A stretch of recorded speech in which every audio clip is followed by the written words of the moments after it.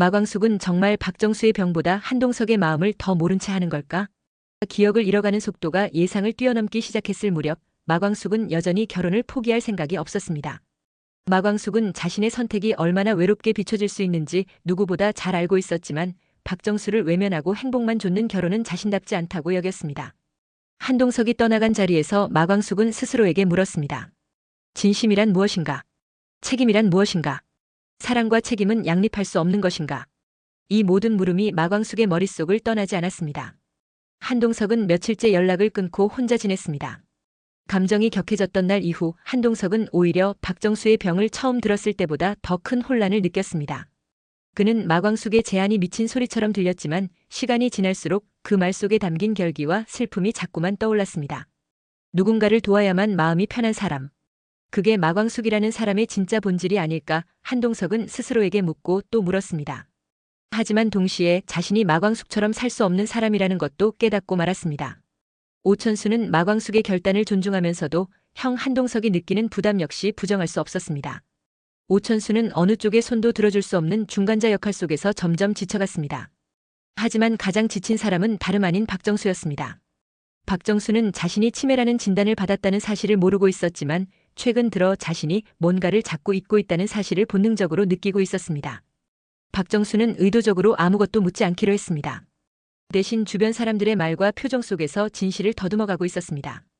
공주실은 여전히 이 상황이 마음에 들지 않았습니다. 딸 마광숙이 박정수를 모시고 살겠다는 의지를 굽히지 않자 공주실은 한동석을 찾아가 또 한 번 경고했습니다. 그러나 공주실은 이번에는 예전보다 더 날카로운 말 대신 한동석에게 냉정한 계산을 들이밀었습니다. 공주실은 한동석이 만약 박정수를 받아들이면 마광숙은 결국 결혼을 포기할 것이며 그렇게 되면 한동석 역시 평생 미련을 안고 살 것이라 말했습니다. 공주실의 말은 협박도 아니었고 애원도 아니었으며 단지 냉정한 현실의 그림자 같았습니다. 한편 오천수는 병원에서 우연히 담당 의사와 마주하게 되었고 박정수가 이미 기억력 저하를 스스로 의심하고 있다는 말을 듣게 되었습니다. 이 사실은 오천수의 마음을 뒤흔들었습니다. 박정수가 모르는 척하면서도 모든 걸 감지하고 있을 가능성. 마광숙에게도 알려져야 한다고 판단한 오천수는 그녀를 조용히 불러냈습니다. 마광숙은 오천수의 말을 듣고 잠시 말을 잃었습니다. 그동안 자신이 박정수에게 너무 많은 짐이었는지도 모른다는 죄책감이 마광숙을 덮쳐왔습니다. 하지만 마광숙은 금세 정신을 차렸습니다. 박정수가 그 사실을 느끼면서도 아무 말 하지 않는 이유는 단 하나. 자신에게 짐이 되고 싶지 않기 때문이라는 걸 누구보다 잘 알았기 때문입니다. 마광숙은 박정수에게 조심스럽게 다가갔습니다. 박정수는 마광숙의 눈빛에서 뭔가를 느꼈지만 아무 말 없이 웃었습니다. 그 미소에는 어렴풋한 슬픔과 잔잔한 체념이 함께 담겨 있었습니다. 마광숙은 이대로 박정수를 혼자 두는 것이 과연 옳은 일인지 혹은 너무 자기중심적인 결정은 아닌지 스스로에게 물었습니다. 하지만 그 물음은 더 이상 혼자만의 문제가 아니었습니다. 그것은 이미 가족 전체를 둘러싼 아주 복잡한 윤리적 질문이 되어 있었습니다. 한동석은 마광숙을 떠올릴 때마다 괴로워졌습니다. 단순히 사랑하는 사람과 결혼을 하려 했던 것이 왜 이렇게 많은 문제를 불러오는지 도무지 이해할 수 없었습니다.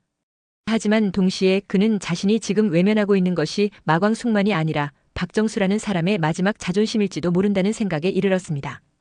그 생각은 한동석의 가슴에 바늘처럼 박혔습니다. 한동석은 자신이 진짜 무엇을 두려워하는지 마침내 깨달았습니다. 그것은 박정수가 치매라는 사실이 아니라 자신이 누군가를 끝까지 책임질 용기가 없다는 진실이었습니다. 오천수는 조심스럽게 한동석에게 다시 연락했습니다.